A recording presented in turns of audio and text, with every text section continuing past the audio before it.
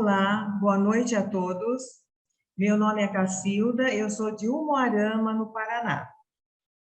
E com muita alegria e satisfação participo deste programa Domingueira E, que é maravilhoso. Boa noite. Como vai você? Cada vez melhor. Melhor. E que dia é hoje? É o primeiro dia da minha nova vida. Vez melhor.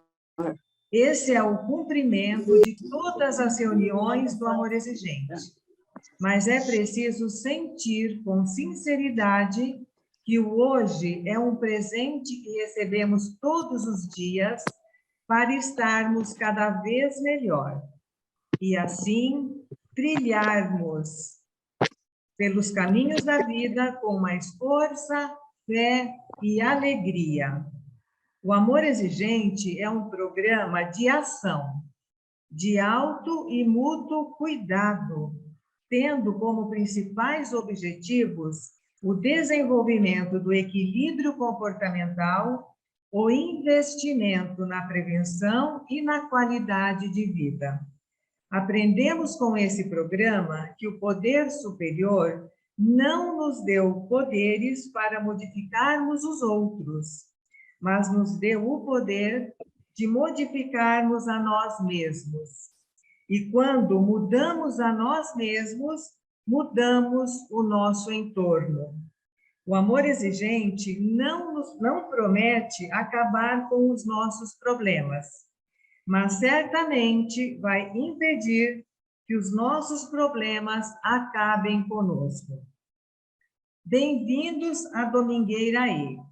Lembrando que esta não é uma reunião de partilha, mas um encontro de domingo para estudarmos e refletirmos juntos.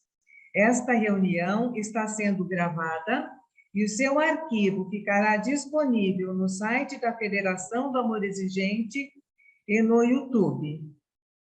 Sejam todos bem-vindos e eu passo a palavra agora para Cláudia Soares, uma gaúcha que está no Paraná, que vai fazer a espiritualidade.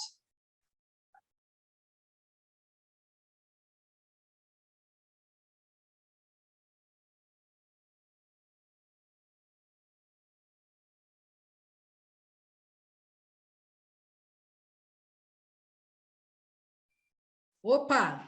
Boa tarde a todos. Agora vocês estão me ouvindo. Meu nome é Cláudia. Eu atualmente moro aqui no sudoeste do Paraná, do Izizinho, sou uma voluntária do Amor Exigente. É com muita alegria que recebi o convite hoje de fazer a espiritualidade na Domingueira.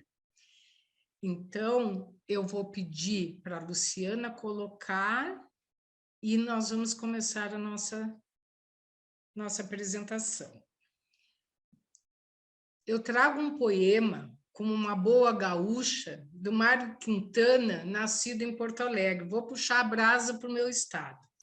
Então, Mário Quintana. Pode ir passando, por favor, Luciano. O tempo não pode ser segurado. A vida é uma tarefa a ser feita e que levamos para casa. Quando vemos, já são 18 horas. Quando vemos, já é sexta-feira. Quando vemos, já terminou o mês. Quando vemos, já terminou o ano. Quando vemos, já se passaram 50 ou 60 anos. Quando vemos, nos damos conta de ter perdido um amigo. Quando vemos, o amor de nossa vida parte e nem nos damos conta de que é tarde para voltar atrás. Não pare de fazer alguma coisa que te dá prazer por falta de tempo. Não pare de ter alguém ao seu lado ou de ter prazer pela solidão, porque os teus filhos subitamente não serão mais teus e devemos fazer alguma coisa com o tempo que sobrar. tente eliminar o depois. Depois te ligo, depois eu faço, depois eu falo, depois eu mudo. Penso nisso depois. O primeiro passo, não tem problema. Tá, o primeiro passo para o fracasso é o depois eu faço, né? Amanhã eu faço. Então, não deixamos tudo para depois. Pode passar, Luciana. Deixamos tudo para depois como se o depois fosse melhor. Porque não entendemos que depois o café esfria, depois a prioridade muda, depois o encanto se perde, depois o cedo se transforma em tarde, depois a melancolia passa, depois as coisas mudam, depois os filhos crescem, depois a gente envelhece, depois as promessas são esquecidas. Depois, o dia vira noite. Depois, a vida acaba. Não deixe nada para depois, porque na espera do depois se perde os melhores momentos, as melhores experiências, melhores amigos, os melhores amores. Lembre-se que o depois pode ser tarde. O dia é hoje. Isso, o amor exigente nos ensina muito. Vivermos o dia de hoje. Não se permita postergar ou mesmo procrastinar, porque talvez tenha tempo para ler e compartilhar essa mensagem. Talvez deixe para depois. Meu segundo nome é paciência. O primeiro é sem...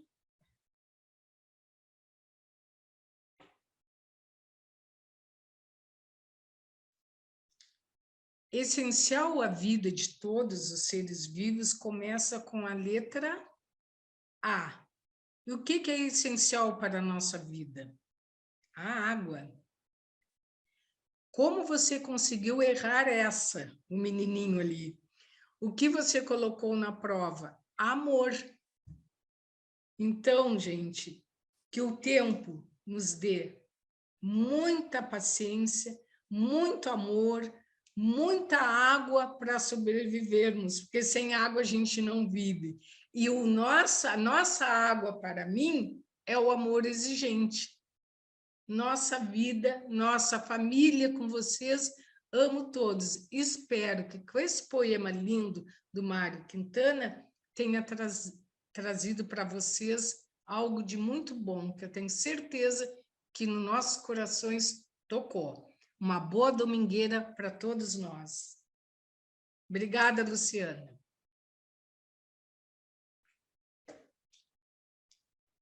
Gratidão, Cláudia, pela água de hoje. Muito bem, queridos. Com muita alegria, trazemos aqui a Ana Célia Rodrigues, parceira do Amor Exigente.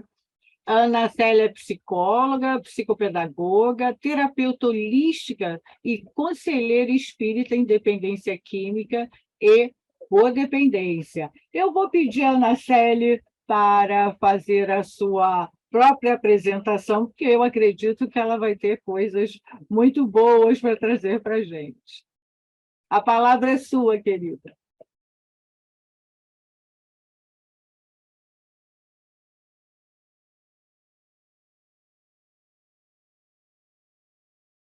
Seu microfone está fechado. Tem que abrir. Agora que fecharam. Isso, abriu! Boa noite. É com muita alegria, né? Agradeço o carinho. Nós estávamos conversando nessa domingueira e o poema foi muito lindo, né? E ele realmente abre, ele introduz.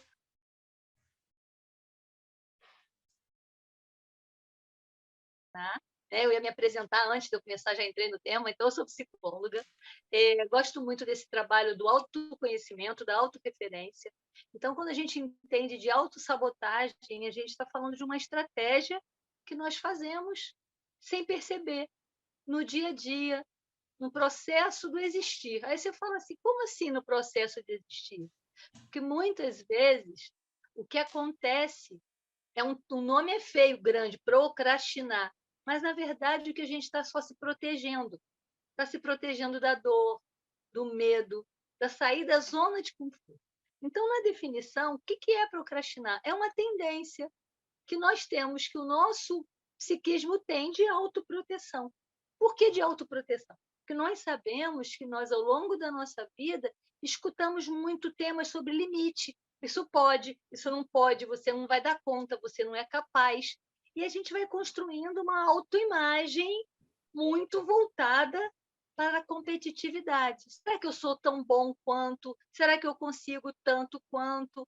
E a partir daí, nesse momento, a gente começa a viver se comparando ao outro, né? Então, sem perceber, nós construímos uma história em paralelo à existência do outro.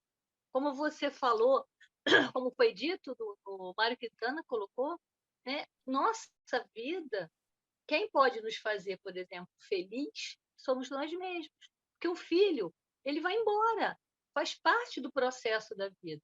O amigo pode partir, trocar de país, mas pode também falecer. Então, os apegos que nós vamos construindo na nossa vida nos descristalizam, às vezes, em comportamentos que nos fazem sofrer. Então, como é que nós podemos perceber que estamos procrastinando, né? Nessa tendência a adiar, amanhã eu faço, depois eu faço. No primeiro momento, a gente tentar identificar o que é, qual é a minha dificuldade, por exemplo, de ir a uma academia. Qual é a minha dificuldade de fazer uma dieta? Qual é a minha dificuldade de entrar num tratamento, numa terapia? No que eu reconheço isso, eu começo a perceber o que está doendo. Então, por exemplo, quando eu penso em fazer um tratamento, entrar numa terapia, por quê? A terapia vai me fazer pensar, vai me fazer refletir. E aí eu vou ter que olhar para a minha vida. Quando eu olho para a minha vida, eu estou construindo uma coisa chamada autocuidado, autoamor e autocompaixão. O que é isso? O autocuidado é quando eu começo a olhar para mim e vejo como eu sendo a pessoa mais importante. Ah, mas como é que eu vou ser mais importante que meu filho? Não, a coisa mais importante na minha vida é meu filho. Só que a gente esquece, se nós não estivermos bem, não vamos conseguir cuidar do nosso filho, do nosso marido, da nossa mãe. Então, não tem como. Então, esse autocuidado, esse autorreconhecimento é que vai fazer toda a diferença na nossa existência. Como assim? Se eu reconheço que eu tenho necessidades mínimas para manter-me viva, lógico, alimentação, cuidado com o corpo, cuidado com a saúde, mas também cuidado com a saúde mental. Porque às vezes nós entramos na rotina do dia a dia e esquecemos do descanso, do lazer, né? Não tenho tempo para sentar e ver um bom filme, não tenho tempo de ler um livro, eu não tenho tempo. Mas quando a gente adoece, quando a doença vem, dá uma rasteira, a gente fica na cama. A gente para e o corpo ele vai fazer isso, né? Eu costumo dizer que o nosso corpo ele é muito inteligente, então quando a gente chega num limite do estresse, por exemplo, dá uma dor na coluna, você não sabe é peso, tem mau jeito, torci não. O excesso de cobrança, de tensão naquela área do corpo, que a gente sabe que é a área de sustentação neuroemocional, se a gente for dizer assim, pesou. Então, ele começa a doer. O que você vai fazer? Nós somos obrigados a diminuir a atividade, toma um analgésico, procura um ortopedista, um reumatologista, um fisioterapeuta. A gente desacelera. Então, o meu convite, né, quando a gente traz esse tema, é que a gente olhe para as nossas necessidades. E nós também, a necessidade do nosso corpo físico, do nosso corpo espiritual. Começar, eu não tenho religião, não estou falando de religião, eu estou falando de religiosidade. Religiosidade é muito mais do que religião. É o contato com o poder superior. E é esse poder superior que nos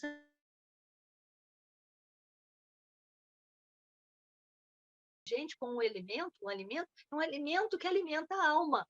Quando grupos, pessoas param para pensar e estudar e conhecer um poder superior.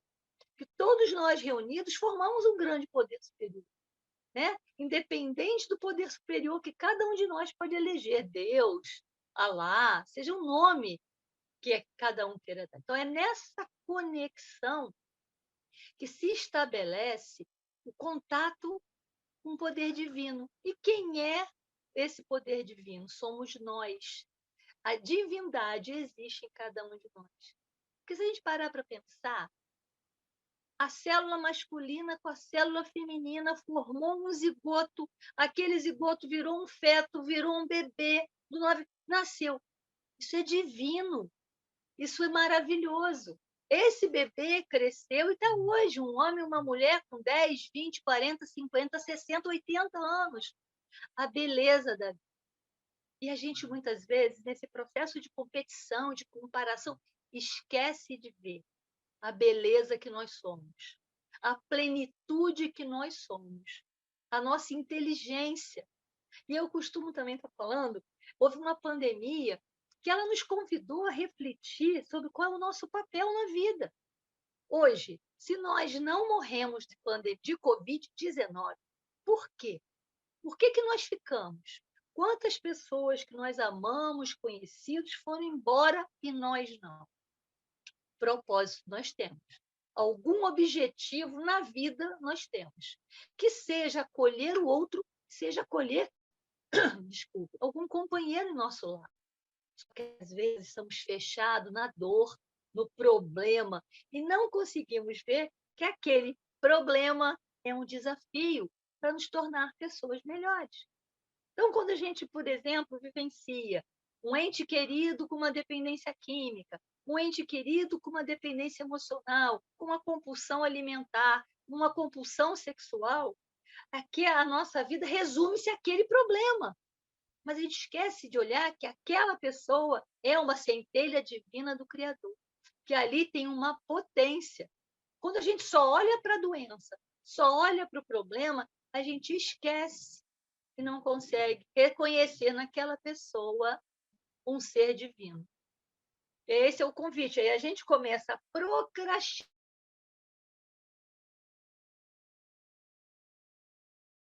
Uma esposa, uma irmã, reclamando, lamentando, sofrimento.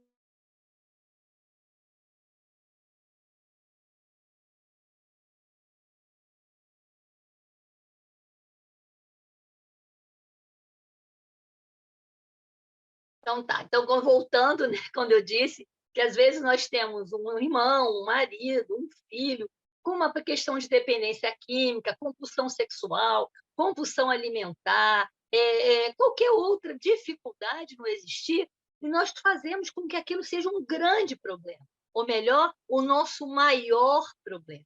E esquecemos de olhar que esta pessoa não é a doença, ela é uma pessoa acometida por uma doença. E que ali existe uma centelha divina do Criador. O poder superior também olha pelaquela pessoa, o poder superior também acolhe aquela pessoa. E é nessa hora que nós precisamos olhar para o nosso autocuidado.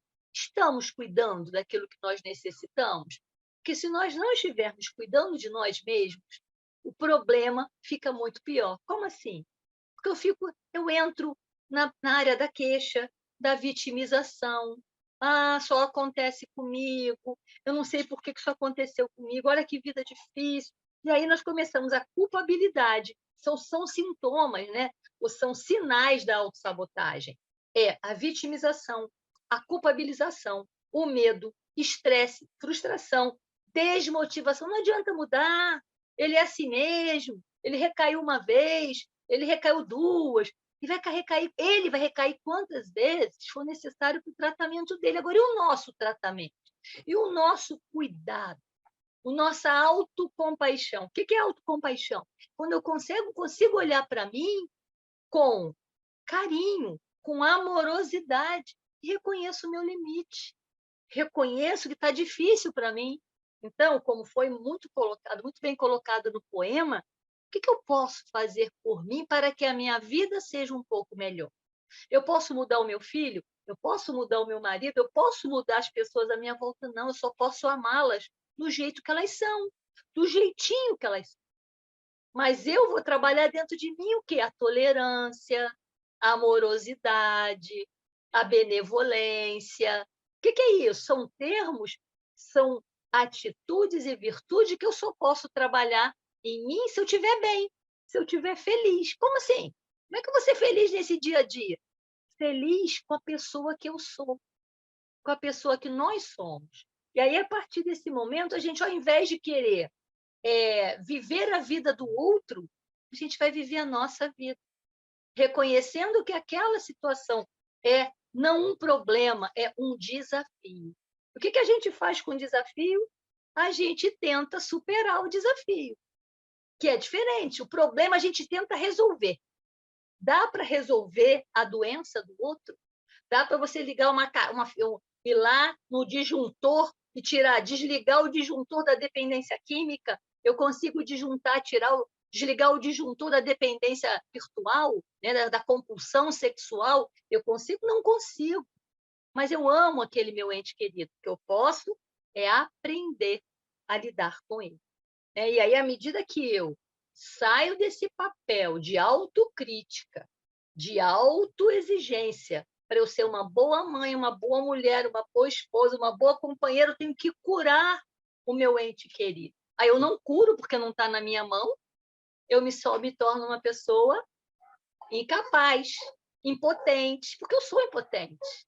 A gente conhece os 12 passos, né, da impotência diante da vida do outro. E aí a procrastinação é uma grande estratégia da gente cuidar, da gente ir para terapia, da gente fazer uma massagem, fazer uma dança. Eu não posso, eu tenho um problema. Você não sabe o problema que é meu filho. Você não sabe o problema que é meu marido. Você não sabe o problema que é minha mãe. Mas o problema maior, às vezes, somos nós mesmos, que não paramos para olhar as nossas potências. E quando eu chamo de potência, é que a gente possa olhar para o nosso passado, para a nossa adolescência, para a nossa vida adulta, antes desse problema X, que hoje nos incomoda. Como é que a gente agiu? Como é que nós chegamos até aqui? Qual foi o nosso trajeto de vida? Porque às vezes a gente esquece de olhar e de lembrar que nós tivemos uma vida de glória, até aparecer aquele filho, até aparecer aquela dependência química, até aparecer a compulsão sexual, até aparecer a perda do ente querido. E a gente joga fora essa história de beleza, que foi ter nascido, ter criado, sermos filhas do Criador amoroso. E aí é nesse momento que a gente começa a ter que usar algumas dicas para evitar a autossabotagem. São pequenas atitudes no dia a dia. Como é que é isso? Não estou entendendo. Você acordou de manhã, dependendo da forma com que a gente acorda, o nosso dia terá um caminho. Se eu acordo de manhã, no primeiro momento, consigo reconhecer a gratidão que é estar tendo a possibilidade de respirar sem aparelhos, de abrir os olhos e poder ver o sol, de poder caminhar, de poder sorrir. Isso é gratidão. Gratidão ao poder superior. Se eu começar o meu dia com isso, eu já vou conseguir pensar o resto do dia a partir de uma proatividade. Se eu acordo, ai meu Deus, tudo de novo, olha só, ter que comida, fazer isso, cuidar, o organismo, o cérebro, ele reconhece que não vale a pena sair da cama. E ele reconhece que o comando é para a gente continuar na cama. Aí é difícil levantar, é difícil lavar o rosto, escovar o dente, começar as atividades. Porque, sem perceber, nós demos um comando de procrastinação. Ou melhor, nós demos um comando para o nosso cérebro de que não dá para caminhar. Não sei se eu estou falando rápido, mas se alguém quiser estar fazendo pergunta, estar se colocando, esteja à vontade, porque isso é para que a gente possa pensar. Então, eu estava falando das dicas, né? Então, nesse momento, que a gente procure criar metas, definir propósito. Hoje de manhã, o que eu vou fazer amanhã? Segunda-feira, eu vou dormir, hoje é domingo, o que eu quero fazer pela manhã? Eu vou acordar, eu queria tanto caminhar, eu queria ou eu quero ou eu vou. A forma que a gente vai utilizar o tempo do verbo vai dar um comando para o nosso cérebro, a neurolinguística já fala isso.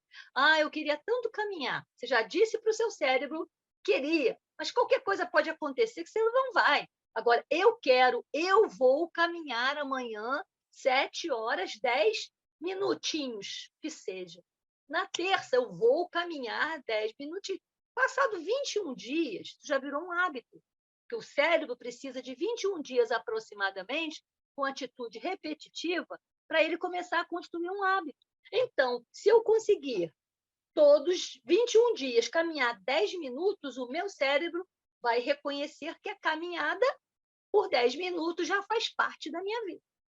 Porque eu tomei o posicionamento de eu quero, eu vou, eu posso caminhar. São mantras, são palavras informativas, não são comandos cerebrais que a nossa palavra tem um poder enorme, está dizendo para o nosso cérebro. Então, essa é uma das dicas. Não procurar fazer uma meta, objetivo de vida. Não precisa ser um objetivo gigantesco, pequenas metas para planejar a meta. Como é que eu posso fazer para caminhar 10 minutos? Eu vou deixar o tênis separado, a roupa de caminhada e assim, pronto. Então, eu fiz isso hoje à noite. Então, amanhã, quando eu acordar, se eu já disse para mim, eu quero caminhar, eu vou, eu posso, opa, já acordei, já agradeci ao Criador, fiz a minha oração, quem faz, meditei, quem medita, acorda, o tênis já está do lado da cama, você já bota o tênis, bota... O processo do planejamento para a sua meta de caminhar 10 minutos aconteceu no dia anterior. Então, eu já fiz um movimento. Mas é tão difícil, eu tenho que... Você já disse que não vai caminhar. E aí você vai dizer, a culpa é do meu filho, é do meu... Não, a culpa é nossa. O outro não tem culpa de nada. Nós que damos a ele o direito de interferir nas nossas escolhas. Porque se eu tiver clareza que quero caminhar às 7 horas da manhã por 10 minutos, eu vou acordar às 6h50, 6h30 e vou. Se o filho acordou, se o marido acordou, se não interessa. Naquele momento, eu sou a pessoa mais importante. E são esses pequenos detalhes que, se a gente consegue fazer todos os dias, aquele objetivo, aquela proposta que a gente sonha há anos, que nunca saiu do papel ou nunca saiu da nossa cabeça, ele toma corpo, ele toma forma. E uma outra, dentro dessa própria dica, é a gente reconhecer quais são os obstáculos. Cara, eu sei que eu tenho preguiça de acordar cedo. Eu sei que eu tenho preguiça de sair de casa cedo. Então, como é que eu falo? Mas eu quero começar a caminhar às 7 horas. Então, eu já vou criar as estratégias. Boto o relógio para despertar, dá 3 sonecas, 4 sonecas. Então, eu vou criar estratégias para superar os obstáculos que eu já conheço, que eu sei quem eu sou. Isso a gente começa a criar estratégias de superação para a nossa procrastinação. E assim serve para a dieta, e assim serve para tudo. E o outro, aí com isso, a gente vai sempre com essa proposta, eu quero, a posição do verbo, né? Eu quero, eu vou. E aí, nesse contexto, a gente começa a pensar, tomar uma segunda dica que eu acho muito importante, da gente prestar atenção aos nossos pensamentos, que, na maioria das vezes, eles são pensamentos que não são nossos.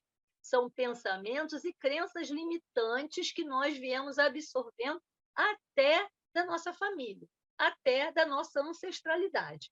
Por exemplo, se nós viemos de uma família que não tem o hábito da atividade física, caminhar 10 minutinhos de manhã é um peso. Nunca viu o pai, a mãe, a tia fazer. Então, como é que vai criar esse hábito? Apesar de saber que o corpo necessita caminhar. Necessita hoje. A Organização Mundial de Saúde ela nos diz a necessidade do corpo se mover, não só pelas articulações, mas também pela produção dos neurotransmissores, dopamina, noradrenalina, porque vai nos dando sensação de prazer. Então, se eu reconheço, não adianta tentar, porque você não vai conseguir. Você vai ficar toda doída, sua coluna amanhã vai estar... São pensamentos que vão entrando na nossa cabeça e a gente acha que são nossos, mas são pensamentos disfuncionais, são crenças limitantes, que vão limitando o nosso existir. E isso serve para toda... Vamos pensar agora um exercício. Assim, pensa uma coisa que você não consegue fazer, né? Nesse momento. Que é uma coisa que você vem adiando. Por que você vem adiando? Já tentei, mas não deu certo. Tentou, mas não deu certo? Quem disse? Quantas vezes você tentou? 2, 3, 4? A gente sabe, a neurociência diz que no mínimo 21 dias para que aquilo vire um hábito. Tentou 21 dias? Não tentou. Então, é que a gente possa estar atenta ao ponto de vista que a gente está utilizando para lidar com aquele fato. Uma outra dica é que a gente possa analisar o quanto a gente se admira, o quanto a gente reconhece o nosso sucesso, o quanto a gente reconhece os nossos valores. Porque se a nossa vida hoje não estiver legal, um problema, um filho, um marido, uma perda financeira, hoje, mas não foi sempre assim. Nós já vivemos momentos muito felizes, gostosos, de muita alegria.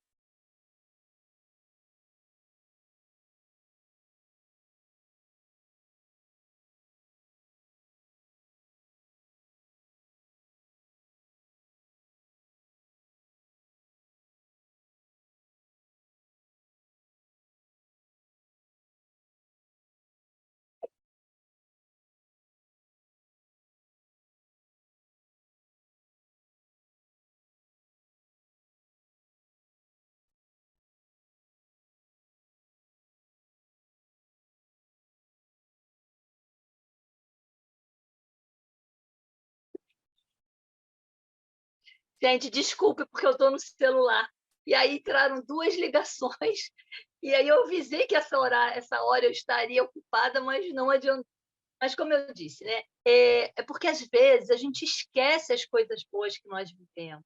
A gente esquece quanto sufoco a gente já passou e a gente resolveu os problemas, as dificuldades, que hoje a gente se sente fraco para resolver, se sente incapaz. Então, essa é uma terceira dica, que a gente possa olhar para os nossos valores, as nossas potências, a nossa capacidade, mas também as nossas limitações. Não estou dando conta disso, está pesado demais para mim. O que eu faço com isso? Como é que eu posso reconhecer que está difícil? Está difícil, está doendo. Então, vou buscar ajuda, vou reduzir o meu ritmo de trabalho, de investimento naquele problema, para que a gente possa, a partir desse autoconhecimento, saber, para não partir, para não sair do nosso limite. Porque quando a gente rompe o nosso limite, que às vezes a gente quer ser tão elástica, ser tão benevolente, né? A gente adoece, porque a gente é atropelado pelo outro. Porque se a gente não coloca limites para o outro, se a gente não conhece o nosso limite, a gente não consegue colocar limite para o outro. E a gente é invadido pelo outro. Ele não está fazendo por de mal, mas ele vai buscando enquanto a gente dá. A gente vai dando oportunidade dele mandar na nossa vida, ele vai mandar na nossa vida. A gente esquece que o comando da nossa vida é nosso, o nosso poder de escolha. Nós podemos escolher sermos felizes ou não. Aí a pessoa fala, como? Eu com um problema desse, como é que eu vou ser feliz? Porque felicidade é uma questão de sensação, que você pode estar com tudo na sua vida, à sua volta, tudo muito certinho, dinheiro, família, apartamento, carro, se você está infeliz com você. Então, esse estado de alma, felicidade é um estado de alma. E a gente pode estar num belo estado de ser com todos os problemas à nossa volta, porque a gente acredita na nossa capacidade de resolver os problemas, os nossos problemas. Porque o problema do outro a gente nunca vai conseguir resolver porque é do outro. A gente acha que consegue resolver. Aí é a nossa prepotência, é a nossa arrogância. Eu resolvo, eu dou conta, mas não dá. Aí a gente passa uma vida inteira vivendo a vida do filho. Como eu estava falando da codependência. A gente é feliz se o filho é feliz. A gente é feliz se eu... Caramba! Como é que eu posso ter certeza que meu filho está feliz? Eu não sei o que existe dentro dele, eu só pari ele. Mas eu não sei o que ele pensa, o que ele sente, quais são as mágoas, as dores dele. Eu posso estar fortalecida, emocionalmente amparada para acolhê-lo, para ampará-lo. É diferente. E é nesse momento que eu reconheço a minha força, a minha potência divina, porque como é que eu faço essa comparação quando eu olho para o passado? Quantas coisas difíceis nós superamos e chegamos até aqui. E aí hoje é só mais uma que a gente vai superar, né? Porque o existir é isso mesmo. E aí a quarta dica, que a gente leve sempre a sério as nossas decisões. Não vou mais deixar fulano fazer isso comigo. Foi uma decisão? Então o outro vai ter que me respeitar nessa decisão. Porque se eu falo e não me respeito, eu começo a ter dificuldade de me posicionar na vida. O outro não mais me respeita porque eu não me respeito. E aí eu vou dando cada vez mais a oportunidade do outro entrar na minha vida e fazer o que ele quiser. Aí você fala, porque meu marido, meu filho, minha mãe... Não, a culpa não é do outro. Nunca está no outro problema. E sempre está conosco, na nossa dificuldade de se posicionar.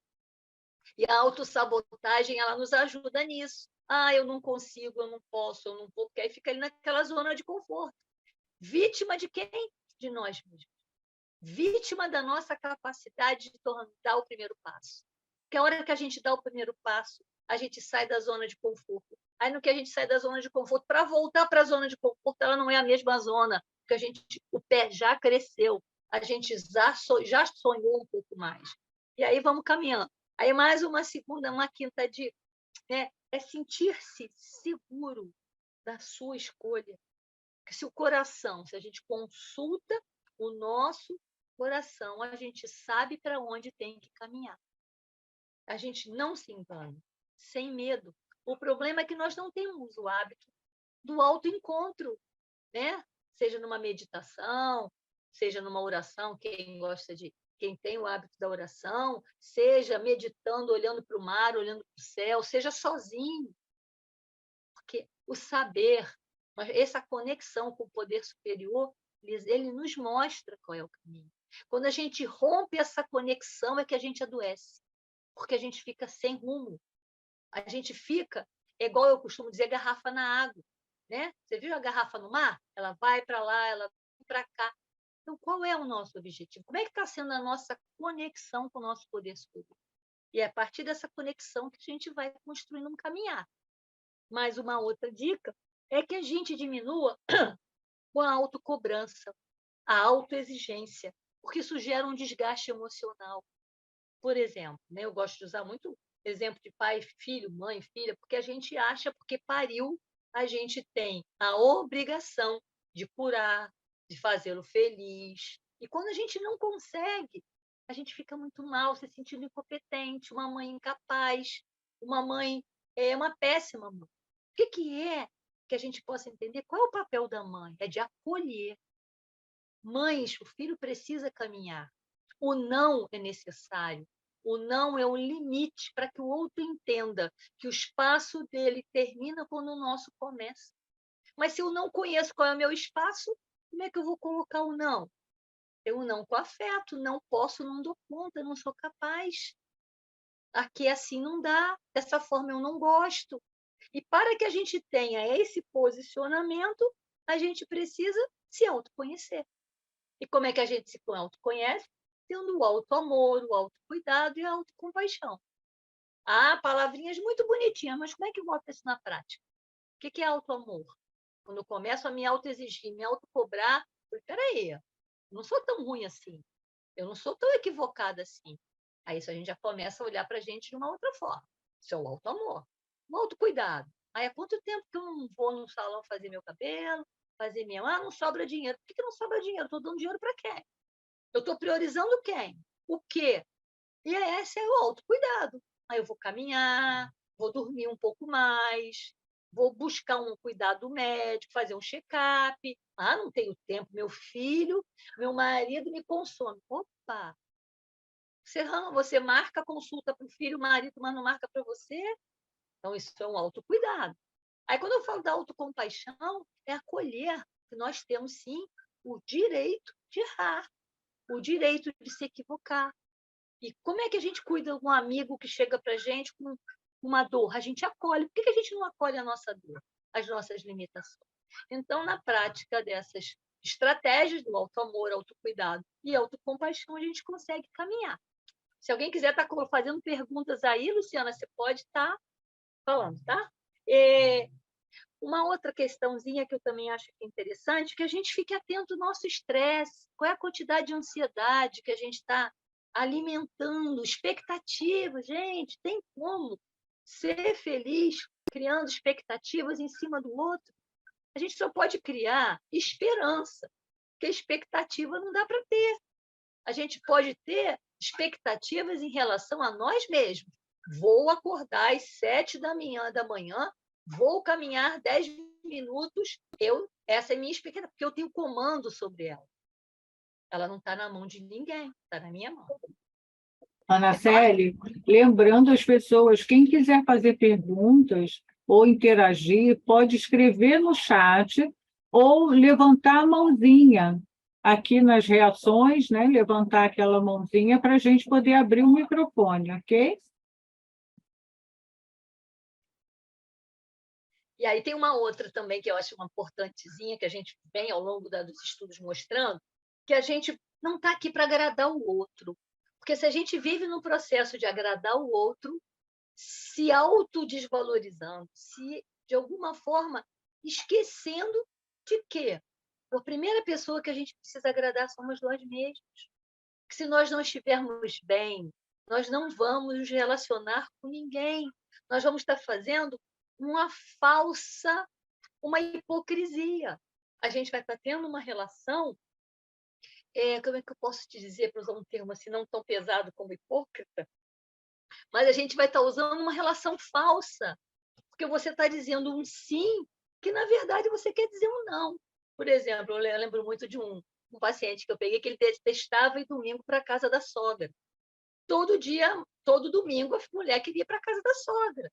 E cada vez que ela entrava no domingo, ele entrava num processo de ansiedade que causou uma gastrite. E que, na verdade, ele só não conseguia dizer para a mulher, vamos de 15 em 15, eu não quero, tu é legal para você, tá com a tua mãe, não eu.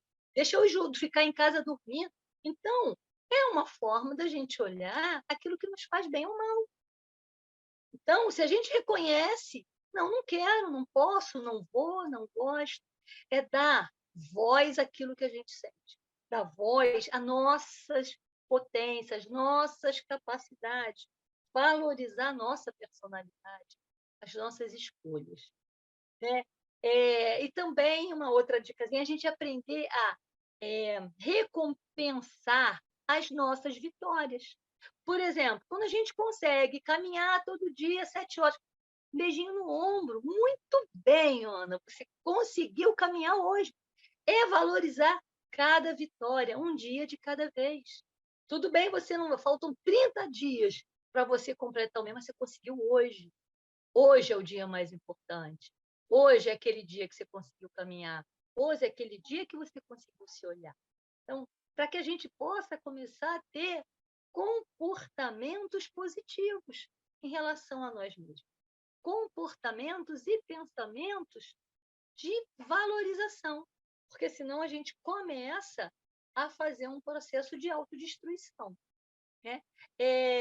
Se a gente não consegue fazer essas dicas sozinho, que a gente busque ajuda. Grupos de autoajuda, terapia, grupos de estudo. Necessariamente tem 1000 coisas que a gente possa estar buscando. E é porque a gente não tem medo de pedir ajuda.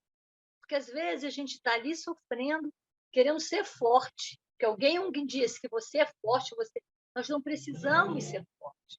Nós precisamos reconhecer que temos força. Sim, força para agir, para reagir, para superar. Agora, tem horas que fica muito pesado caminhar sozinho. E é nessa hora que a gente precisa pedir ajuda. E aí existem assim, algumas estratégias que são importantes. Meditação. Ah, não consigo meditar. Ah, não precisa. O que você entende de meditar? De repente a gente acha que meditação é igual zen budista, cruzou as perninhas, isso não é meditação. Meditação é quando a gente para o nosso pensamento, tenta fazer um trabalho de respiração e pensamento. 5 minutos, 10 minutos por dia. Tem meditações guiadas no YouTube, no Instagram. Temos hoje, com a pandemia, trouxe para a gente uma estratégia enorme. Não, mas é parar 10 minutos de pensar aquele excesso de preocupação que a gente tem a vida inteira. Né? Religiosidade, não importa qual a religião, qual é a fé que se processa, ou se não processa fé nenhuma, mas a religiosidade é o contato com o poder superior. É saber que existe algo divino acima de nós e que nos orienta e nos fortalece. A prática da caridade e do bem. Qual é a caridade? Desde um bom dia até fornecer alimento, quem pode, porque tem uma coisa chamada caridade moral, né? Que é necessariamente não precisa de dinheiro. É você acolher um sorriso, um bom dia, uma prece, uma oração, né? Acolher, escutar um amigo, ser um ombro amigo. Isso é caridade. Né? E a caridade material que a gente já conhece. Atividade física, em grupo ou individual, mas que nos dê prazer. Não aquela atividade física que é um peso. Ai, meu Deus, hoje eu tenho academia. Meu Deus do céu. Caramba! Toda a nossa resposta neuromuscular vai estar sofrendo interferência por esse peso que já foi ir para a academia. Né? Contato com a natureza, caminhar na praia, em um jardim, olhar um animal, um pet, um gatinho, um cachorrinho, um passarinho, conversar, brincar com crianças, idosos, trocar, olhar para a beleza da vida, né? Curtir música, arte, teatro. Ah, eu não tenho tempo para nada disso. Você está viajando, eu não sabia? Você está viajando. Opa, peraí. Como é que se eu tenho tempo para ficar vivendo em função do meu filho, em função do meu marido, em função da casa? A casa está um brinco, tudo no lugar. Eu não tenho tempo para tirar um contato para caminhar na praia, olhar para o sol, olhar a natureza? Então, eu não estou conseguindo dividir bem o meu tempo, como foi dito o poema na introdução da espiritualidade. O que nós estamos fazendo com o nosso tempo? Estamos vivendo o tempo a partir das nossas necessidades ou da necessidade do outro. Então, é importante também a utilização de alguns mantras ou palavras positivas que vão nos fazer caminhar, como eu falei, eu posso, eu quero, eu consigo, eu sou capaz, porque essas são informações que já nos diz a neurolinguística, que nos faz caminhar. Agora, eu não consigo, isso não é para mim. Já era, eu não vou caminhar nem que seja 10 minutos. Eu não vou mudar a minha história a partir dessa fala. E aí eu começo a culpar o outro. Eu não fui caminhar por causa do outro. Eu não, a responsabilidade ou a culpa é sempre nossa. Nós que deixamos o outro ocupar esse espaço.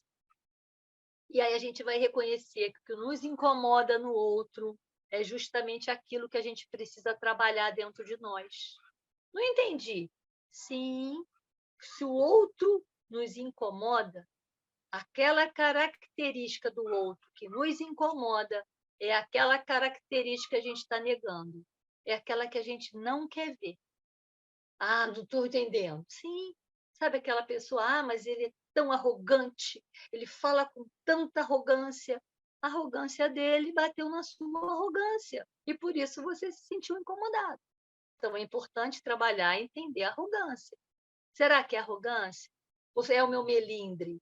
Comigo ninguém pode fazer assim. Então são temas que a gente, quando começa a pegar a responsabilidade para os nossos atos e os nossos pensamentos, nós começamos a perceber quem tem gerência da nossa vida somos nós mesmos.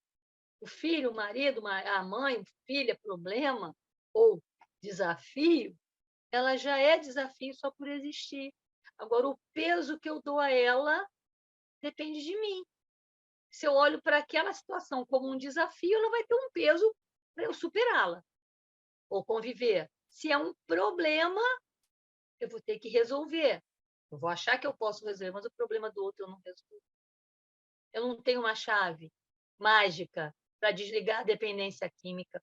Eu não tenho uma chave mágica para desligar a compulsão sexual, a compulsão alimentar, o álcool. Então, é isso que a gente precisa entender, que nós temos limitações, mas temos muitas potências para serem trabalhadas. Luciana, você só me diz aí que horas que é para as pessoas já começarem, porque aqui eu não consigo. Eu posso interromper um pouquinho? Já começou a roda. Vamos começar. Olha, eu só não interrompi antes porque a Lu me deixou sem microfone, viu?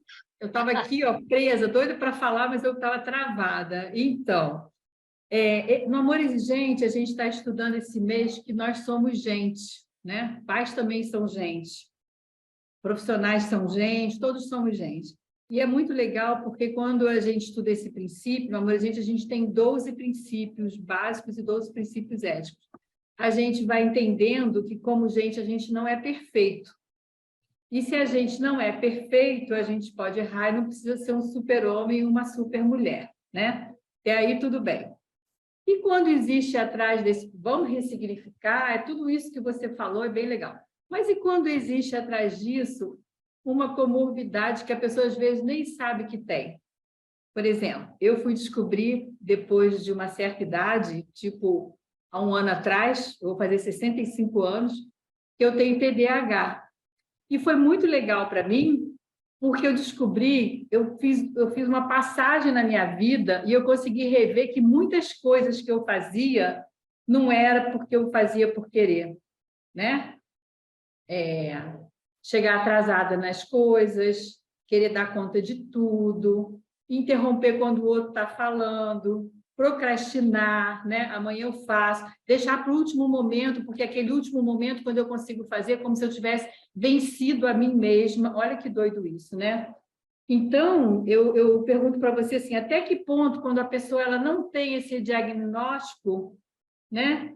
É uma batalha, e ela vai lutando, e às vezes ela perde até relacionamentos, perde amizade, porque ela não faz por querer, mas as outras pessoas não conseguem entender o que está acontecendo, né? Então, é muito legal a gente estar trazendo você aqui, tudo isso que você está colocando na série, porque é importante também, penso eu, que a gente consiga abrir um pouco mais esse leque e sair um pouco só dessa questão de assim, eu que não quero isso, né?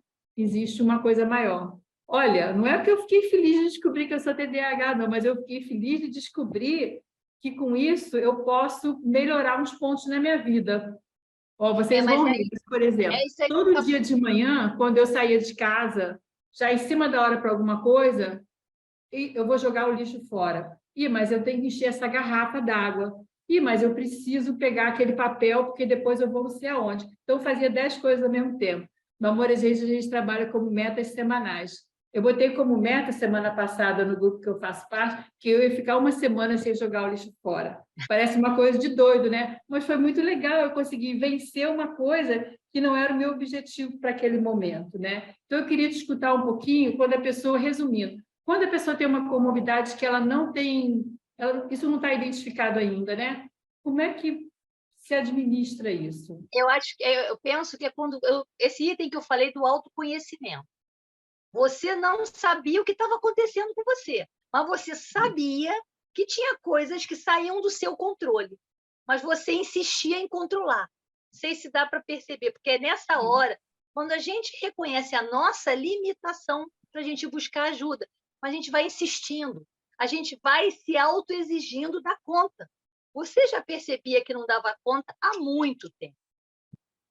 Né? Só que a gente, é aquilo que eu estou falando, é o autoconhecimento, a gente vai no limite, é o elástico, vai esticando.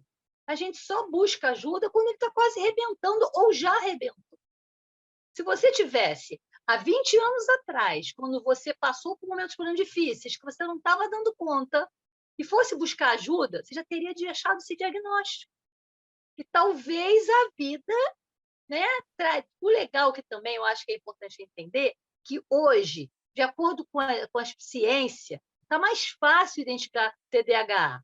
O TDAH, ele é tão sutil, e esse dia a dia tão corrido faz com que a gente até desenvolva uma característica. Às vezes você tem uma predisposição, mas a exigência do trabalho, a mulher hoje ela é exigida mais que o homem, talvez, multifuncionalidade. Você não tem mais. Eu estava escutando uma fala um dia desse, uma senhora falando, meu Deus, antigamente, na minha família, a gente sentava, tinha tempo para tomar café à tarde. Todo mundo tomava café à tarde, todo mundo almoçava junto, jantava. Hoje as famílias não se veem. E é isso. A multifuncionalidade, principalmente que a mulher se exige, ela, às vezes, ela perde essência. Por exemplo, você vai sair, por que é você que tem que botar o lixo? Por que a gente não delega tarefas? Desde a criancinha pequenininha. É a primeira tarefa, ele pode botar o lixo. E a gente não faz. Essa é a supermulher, a supermãe. Então, em cima disso, essa comorbidade é que a gente tem dificuldade de delegar responsabilidade, de delegar papéis. Né? Então, eu lembro muito bem, hoje eu tenho um netinho de 1 ano e 9 meses, eu vejo a minha nora dando a ele um papelzinho para limpar a mesinha que ele comeu. Gente, eu tenho 3, eu nunca fiz isso. Eu ia lá com álcool e eu limpava. Hoje, ele come aqui na minha casa, vovó, pano, limpar. Cara, ele vai ser provavelmente um adulto que vai dividir tarefas na casa. Então, eu acho, Rosa, a gente vem de uma geração de deturpado esse papel de cuidado da mulher. A mulher muito, sabe, Abraçando tudo, né? Abraçando tudo, né? tudo. E aí a gente sem ter braço de polvo, né? Querendo ser polvo sem ser, né? Isso. E aí eu penso que é importante que a gente, reconhecendo hoje a nossa limitação, não dou conta. Não consigo botar o lixo. Quem vai botar o lixo fora? Não consigo, vamos montar uma tarefa. Quem vai botar a roupa na máquina? Quem vai, por exemplo, estender a roupa? Não, a gente pegou a tarefa. A gente foi para o mercado de trabalho, né? Não estou saindo do tema, não, porque tudo é mais ou menos a mesma coisa. A gente foi para o mercado de trabalho, a gente assumiu as responsabilidades de fora da casa, a gente continua com as mesmas atividades, né? Da casa, do trabalho, dos filhos, da autocuidado, você ainda tem que estar bonitinha, arrumadinha, cheirosinha, para dar conta de um papel também. Então, a gente precisa reconhecer da necessidade de dividir tarefas. A gente só divide tarefas se a gente reconhece a nossa limitação, né? Anaceli, a gente percebe nos grupos algumas mães que se sentem fracassadas porque não deram conta de tudo, né? Essa multifuncionalidade, né, da mulher, da mãe, aquele papel da mãe. A mãe tem que dar conta de tudo, né? Ela tem que ser perfeita, ela tem que acolher, educar, alimentar, cuidar da casa e uma série de coisas. E na hora que um desses filhos se transforma num desafio, vamos dizer assim, para aquela família, o fracasso, a culpa cai, né? Ela assume isso. Eu não dei conta dessa parte, né? Então, isso é muito cultural, né? Isso está na nossa estrutura, né? E eu queria que você falasse um pouquinho dessa parte, dessas mães que se sentem dessa forma, né? Tendo que assumir, né? Elas assumem culturalmente essa função de dar conta de tudo. Principalmente, eu acho que a gente, mãe, a gente acha, no que gerou e pariu, a gente, quando vai um filho desafio, a gente pariu alguém defeituoso. E aí é aquele dependente químico, ele tem um defeito onde que eu errei, o que tem compulsão sexual, o que tem compulsão alimentar, compulsão ao álcool, onde que eu errei, o defeito é meu, filho dos outros. E é nessa hora que a gente vê que é uma baita de uma prepotência. Não estava na nossa construção gerar um filho Johnson ou não Johnson. Tem um poder divino aí, aquele gameta que transformou se num feto, numa criança, que gerou aquele filho. Agora, por que ele traz uma dependência química? Tem uma questão genética, muitas vezes, tem uma questão situacional que pode passar pela codependência, pode passar pela facilitação, mas ter causado aquela dependência química, por exemplo, não. E quando a gente pega o compromisso para nos vitimizarmos, a gente cai na procrastinação, porque a gente não vai dar a volta por cima. Tá? Não dei conta. Não dei de conta de quê? De ser que tipo de mãe? Qual é a mãe que eu esperava ser? Eu fui a melhor mãe que eu pude ser. É aquela que eu fui capaz de ser naquele momento. Porque muitas vezes, o que acontece? Como a vida vai passando, a gente vai se instruindo, vai amadurecendo. Aí a gente olha para o fato que ocorreu há 20 anos atrás com os olhos de hoje. Só que esquece que há 20 anos atrás, quando a gente fez a besteira, a gente não tinha o entendimento que tem hoje. E aí entra a questão da autocompaixão. É conseguir ter autocompaixão e entendimento da nossa limitação. Naquela época, eu não conseguia agir da melhor forma. A minha doença, porque a codependência é uma doença também, ela estava descontrolada. Então, por exemplo, quando a mãe que não dá conta que o filho é uma internação, 2, 3, e aí ela para a vida dela para viver aquele problema, como ela vai ter lucidez para acolher e ser suporte para esse filho? Se ela não está conseguindo ser suporte para ela mesma, se ela não está conseguindo sentir-se orgulho, coragem e força por ela, como a Rosa falou, somos gente. Em nenhum momento disse que uma mãe vai curar um filho. Ela pariu ele. Agora, curar, só que antigamente, quando a criança caía, a gente ia lá, dava um beijinho, deixa a mãe dar um beijinho que passa. A gente fantasia, acha que vai continuar dando beijinho, dinheiro e outras coisas e vai curar. Mas não está na nossa mão. Né? A nossa mão está que a gente possa estar fortalecida emocionalmente por os embates que a vida vem.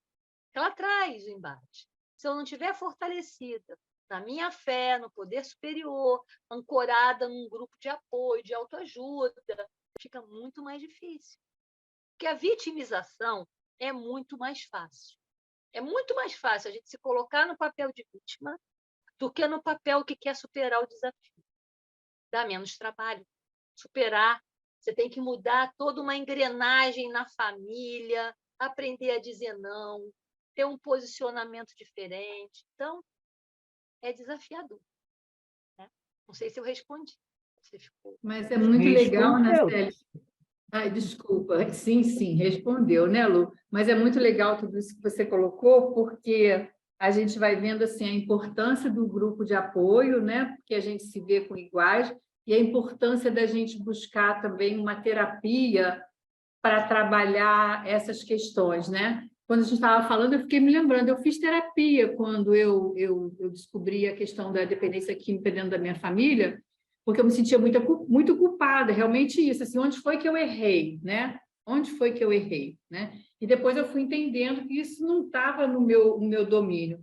Mas você vê, mesmo fazendo a terapia, na época eu não conseguia identificar, talvez porque eu não tinha trazido esse meu lado, porque eu estava tão preocupada em tentar resolver o outro. Tem um outro princípio do amor exigente que é bem legal também, que a gente fala que os nossos recursos são limitados, recursos físicos, emocionais, financeiros, espirituais, intelectuais, todos eles. Eu posso ter todas essas coisas, mas eu não sou obrigada a estar com elas disponíveis o tempo inteiro para o outro, né? Ou então, quando eu vou dar aquilo que eu não tenho, eu vou ficar com um buraco porque eu não tenho nem de onde tirar, né? Então, essa coisa do autoconhecimento que você comentou está dentro, de novo, nesse nosso princípio do Pais Também São Gente, porque é um princípio identificador. É quando eu começo a ver como eu sou, né? Eu começo a ver como o outro é, né? Como está dentro da nossa sociedade também, porque a gente, no Amor e Gente, a gente também trabalha a questão da comunidade, para a gente poder começar a se encontrar e ver qual é o nosso papel dentro dessa história toda, né?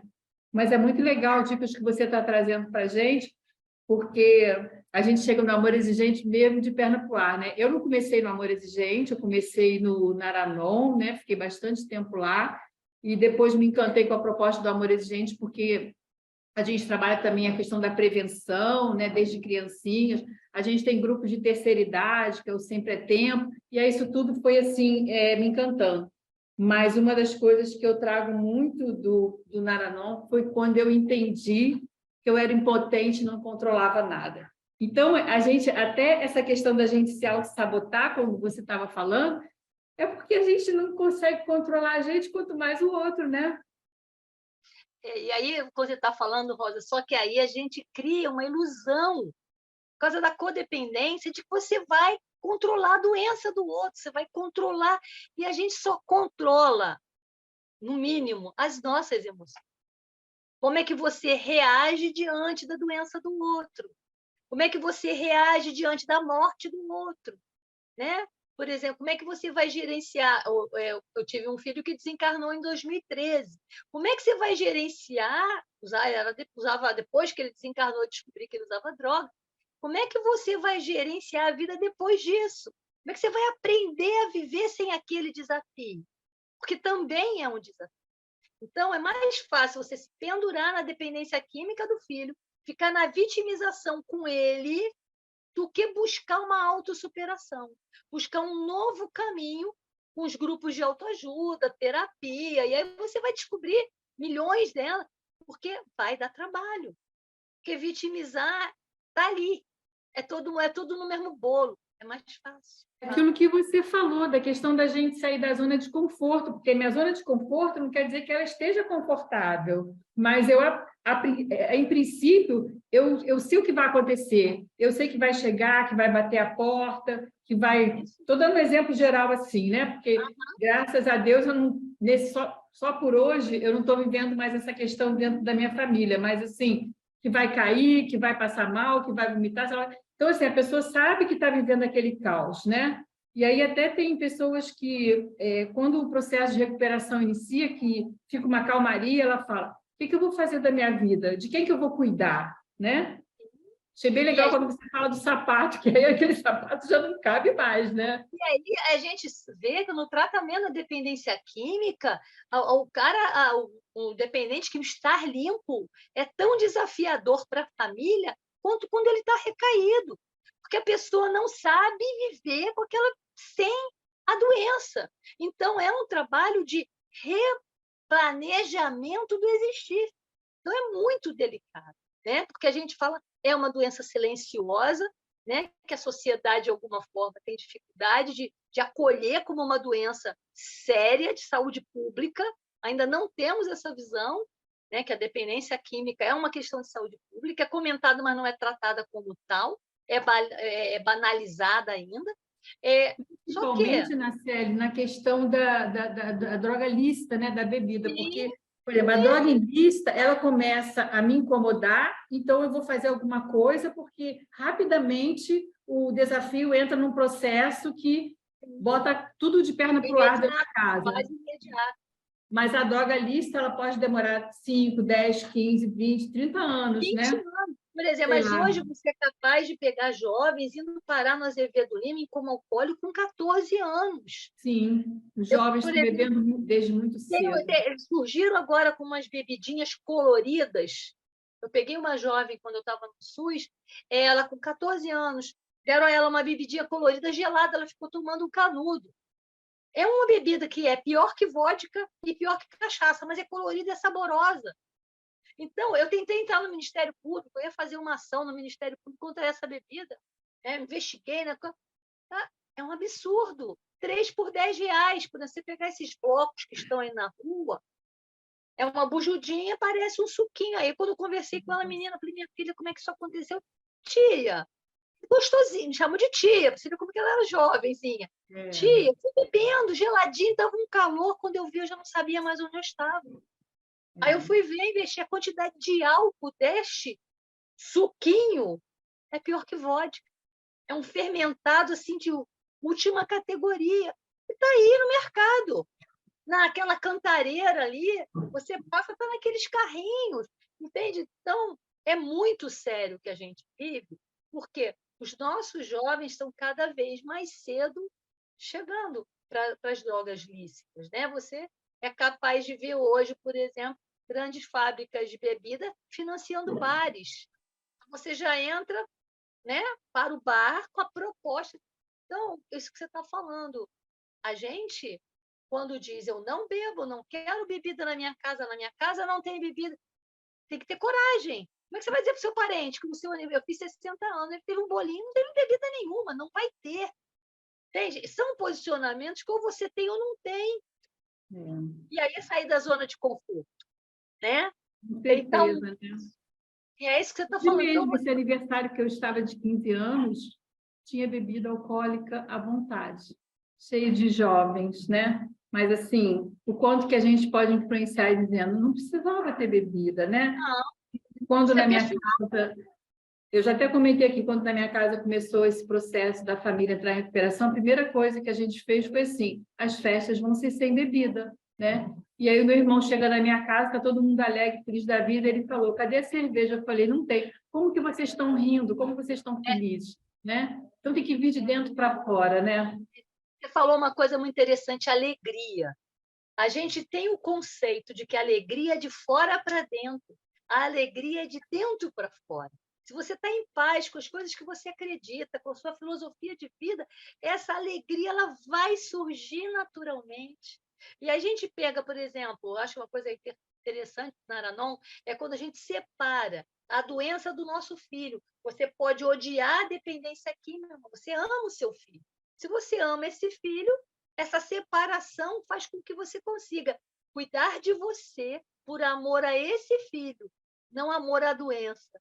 Porque a gente mistura, porque o filho às vezes faz tanta besteira ou tanta dificuldade que você mistura, então você odeia a doença. Estou quase fazendo um podcast, estou aprendendo, mas no Amor Exigente a gente tem um lema que a gente diz assim, eu amo você, mas eu não aceito o que você está fazendo de errado. Então, isso serve para qualquer pessoa, né? Até para mim, já ouvi isso dos meus filhos. Mãe, eu amo você, mas eu não aceito o que você está fazendo de errado. Então, a gente separar a pessoa do comportamento, droga ou da droga do comportamento, né? Lu, como é que a gente está de tempo? Eu nem sei, Lu. Agora eu vou fechar meu microfone e deixar a Ana Célia dar continuidade. Não, eu acho ótimo, eu acho que essa conversa nossa ser trocada assim é muito melhor do que só discursivo, como você está falando, a droga do comportamento. A gente ter a humildade de ouvir isso, ouvir que o nosso comportamento está incomodando o outro, da mesma forma que o comportamento do outro nos incomoda. Mas isso só é possível se a gente para fazer o autoconhecimento. O autoconhecimento pode ser por terapia, mas pode também ser sem terapia. Um autorreconhecimento, né? Ter a humildade de olhar para si. Não está legal. Por que não está legal? A culpa é do outro? Não. Não pode ser só do outro. Né? O que eu estou fazendo que eu estou extrapolando o limite do outro? Que eu não conheço o meu limite. Então, dentro desse contexto que eu acho que a gente precisa parar de jogar responsabilidade no outro, na dependência química do outro. É como a gente lida com a dependência, como é que a gente lida com a compulsão, como é que a gente lida com o desafio, que faz toda a diferença. Né? Senão a gente paralisa mesmo, procrastina e fica ali. E a vida passa. Né? E quando você vê, por exemplo, você não fez nada por você nem pelo filho, porque a codependência atrofia. A relação não caminha.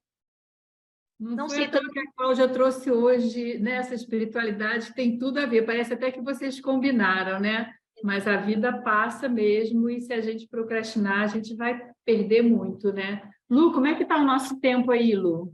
Eu também não sei. Olha, não. Temos alguns minutinhos, já são 20 e... 17, nós temos 17, né?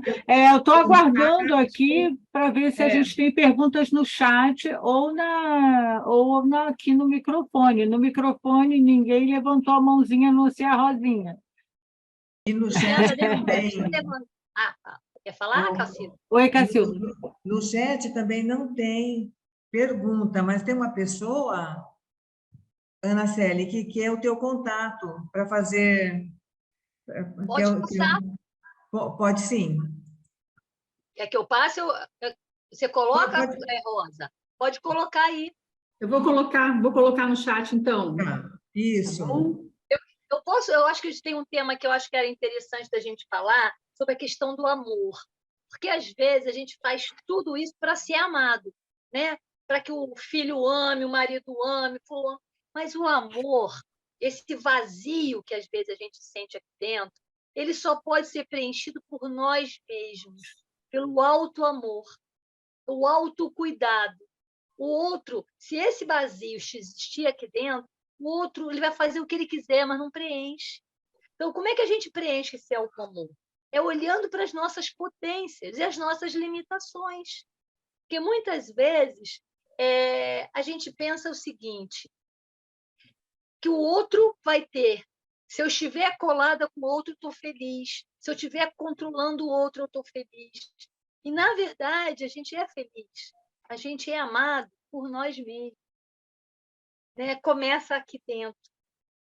Começa dentro de cada um de nós. Não precisa muitos bens materiais, é só você estar em paz com os seus valores. A gente possa estar em paz com aquilo que a gente acredita, com a espiritualidade, com grupos de amigos, né? Acho que isso que é importante, que a gente comece a pensar, né? O quanto a gente se ama, o quanto a gente se valoriza, o quanto a gente se admira. Isso aí. Se tem...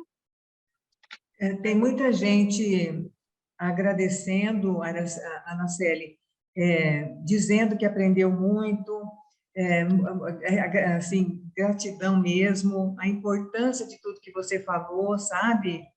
E eu penso que isso demanda uma caminhada, né, Anaceli? Não é assim, de um dia para a noite. Agora eu gostei demais que a Anaceli falou e amanhã eu já vou amanhecer outra pessoa.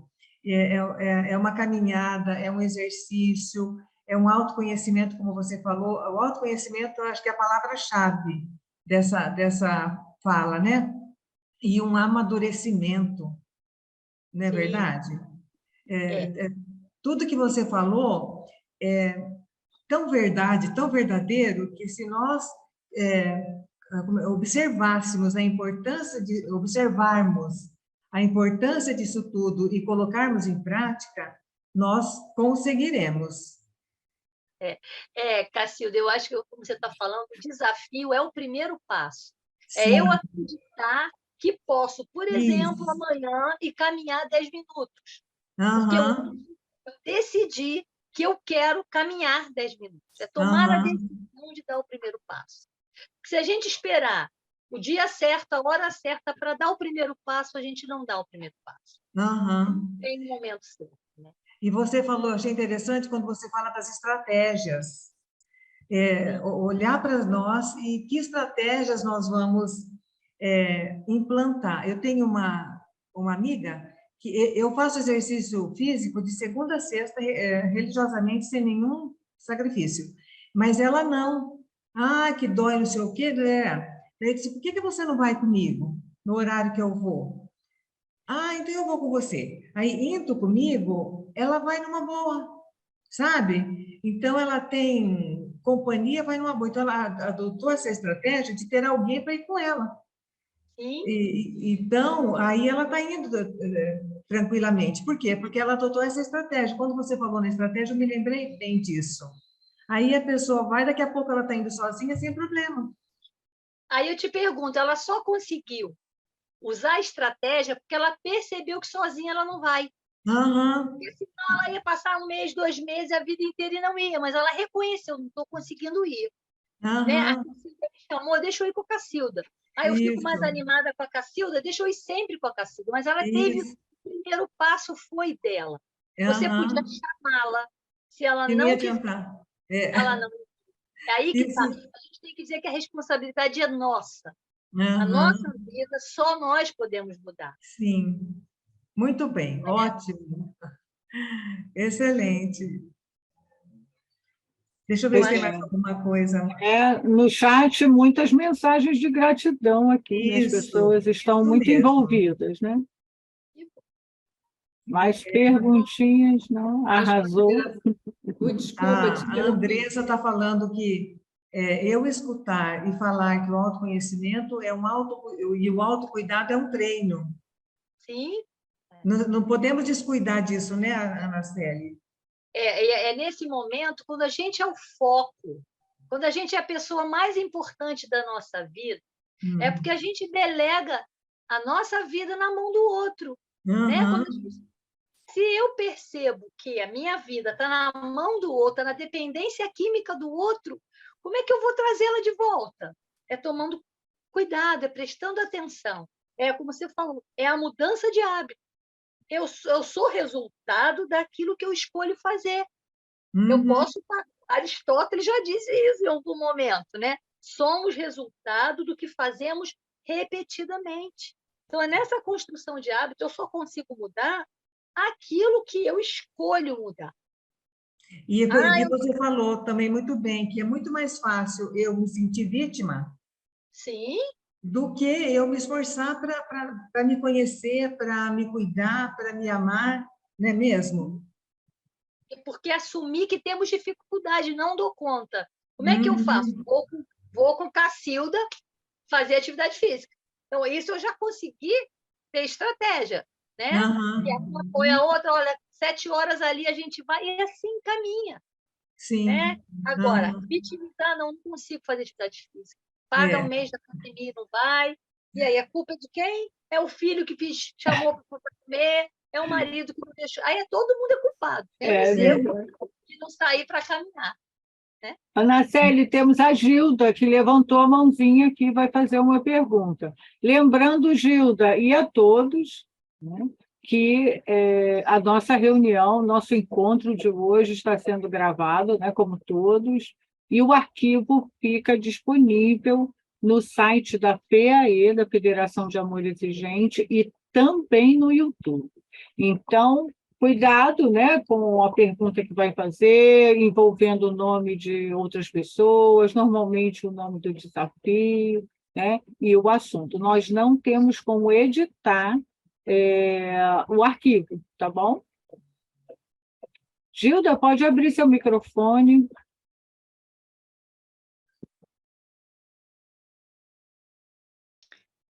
Assim, eu não sei se eu. Boa noite a todos. É que a domingueira me emociona realmente. É, boa noite a todos. Assim, eu não estou conseguindo. Eu não sei se é certo o que eu estou conseguindo fazer minhas coisinhas e assim me cuidar, né? Antes eu não conseguia. Me relaxei muito. Mas, assim, eu havia falado numa partilha uma vez que se eu podia, assim, como codependente, eu estou tentando levar o meu filho para conhecer o NA, porque ele não quer ir. Eu estava me desligando, deixando ele ir por conta própria. Mas, assim, eu acho que vou me sentir bem melhor se eu fizer isso, entendeu? Não sei se isso é errado, mas eu queria assistir umas reuniões com ele, para poder ele melhorar, porque ele está muito parado, ele não quer fazer nada. Aí eu não sei se eu, como codependente, eu posso ajudar ele nessa parte, sabe? Porque eu estava querendo deixar ele andar sozinho, mas ele não está conseguindo. Posso só pensar uma coisa? Vamos pensar junto. Se você estiver bem com a sua vida, mais fortalecida para lidar com essa forma do seu filho encarar a vida dele, vai ser melhor ou pior para você? Para mim vai ser melhor. Então, a energia que você está gastando, pensando uma estratégia de levá-lo para o NA sem ele querer, não seria, talvez, uma estratégia de você investir em você? E Sim, quando você estivesse mais fortalecida, ele ia falar assim: pô, mamãe melhorou? Por que mamãe está assim tão bem? O que está acontecendo com ela? Aonde que ela está indo? E aí pode ser que ele queira saber aonde é que você está indo, o que você está fazendo. E pode ser que a partir da sua melhora, da sua autoestima, da sua força, ele olha assim, epa, o que ela está fazendo na vida dela?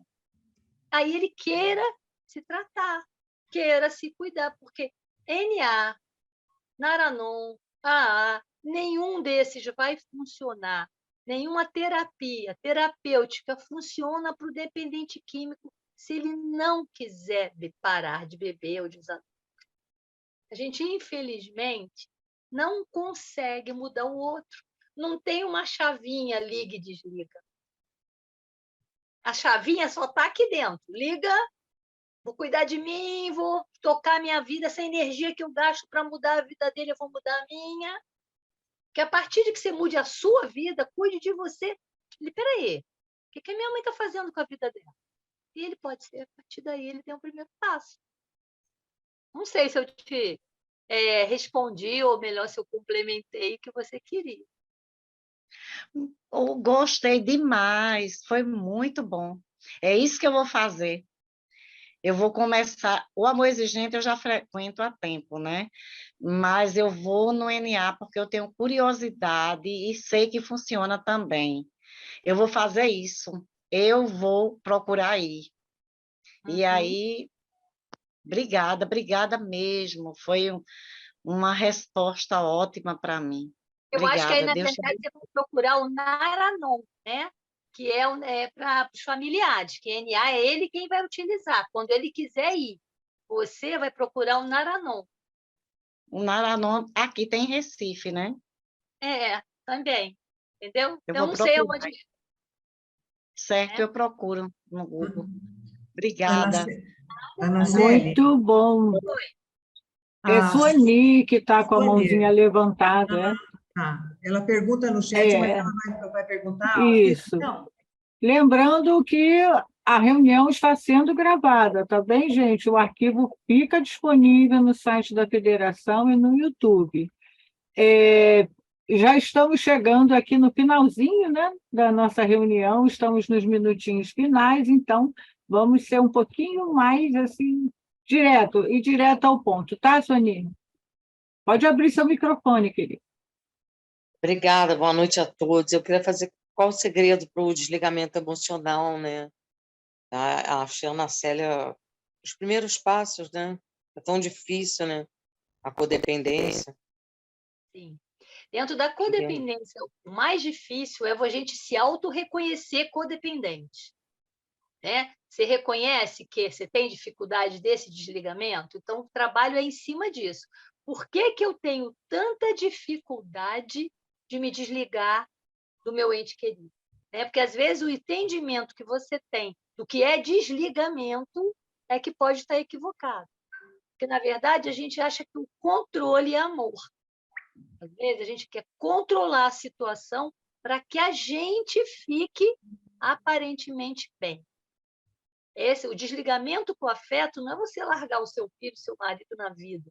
É desligar-se dessa necessidade de controle e acreditar que ele tem um poder superior, cuida dele, como nós temos um poder superior que cuida de cada um de nós. Então, é trabalhar esse emocional. Por que eu tenho dificuldade? Porque, no fundo, eu tenho medo de perdê-lo, tenho medo que ele morra, eu tenho medo que... E aí é esse medo que impede que a gente acredite na nossa capacidade de sobreviver a esse desligamento.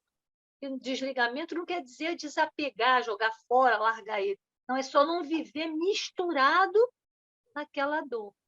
Não sei se eu me fiz entender. Se respondi, Sônia. Muito bom, Anaceli.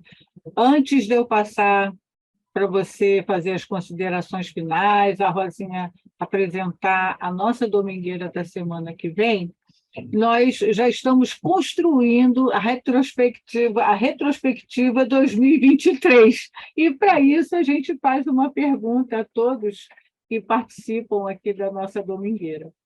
Se você fosse contar para alguém que não está presente em 1 minuto como foi a sua palestra, o que você diria para a gente?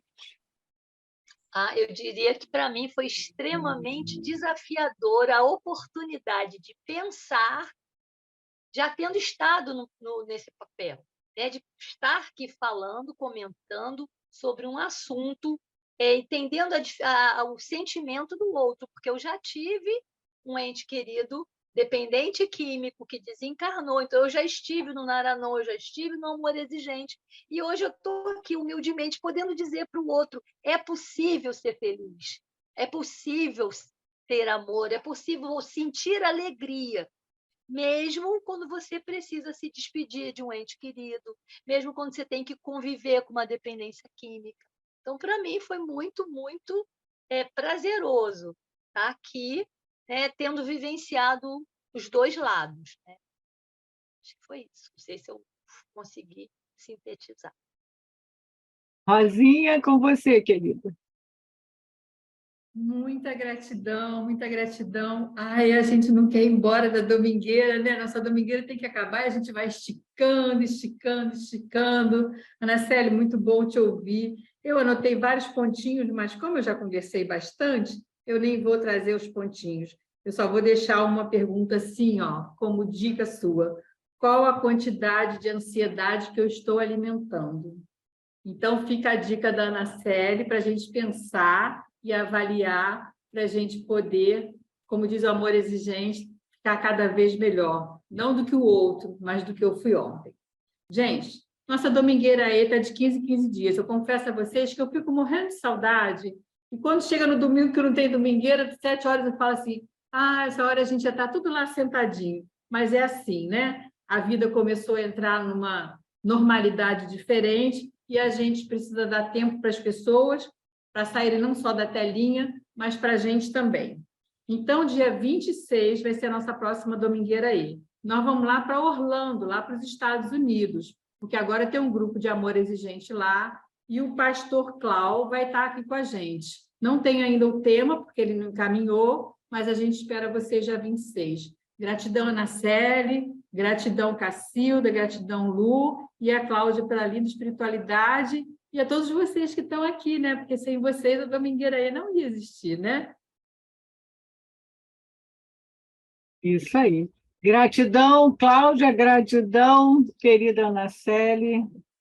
Vou dizer pela água que vocês trouxeram para hidratar o nosso coração e a nossa caminhada, né? E antes de passar para a Cláudia fazer a nossa oração da serenidade, vamos aqui. Estão conseguindo ver aqui a telinha? Sim? Sim, estamos. Está chegando, gente, a hora do Congresso. Serra Negra, em São Paulo, gente, responsabilidade social despertando valores na vida de cada ser humano. Informações e inscrições no site www.congressoamorexigente.com.br, mas também pode entrar direto pelo site da federação, né, da FEAE, que tem o link lá disponível para todos. Tá? Então, o congresso será em maio, de 4 a 7 de maio, mas as inscrições a gente já precisa fazer antes, né? Para reservar a passagem, né? Reservar o tempo certinho e a forma de pagamento também, né? Então, vamos lá. Deixa eu passar aqui, então, para a nossa oração da serenidade. Aí. Pedir, então, a nossa querida Cláudia para fazer a nossa oração e que a gente possa envolver toda a família aí nessas vibrações tão positivas da nossa querida Cláudia. Então, gente, agradecendo ao nosso ser superior por essa domingueira maravilhosa, tanto aprendizado na série. Parabéns. E acalmando nossos corações, vamos fazer a nossa oração da serenidade. Eu seguro a minha mão na sua, uno meu coração ao seu, para que juntos possamos fazer aquilo que sozinho não consigo. Concedei-me, Senhor, a serenidade necessária para aceitar as coisas que eu não posso modificar, coragem para modificar aquelas que eu posso e sabedoria para distinguir uma das outras, força, fé e alegria.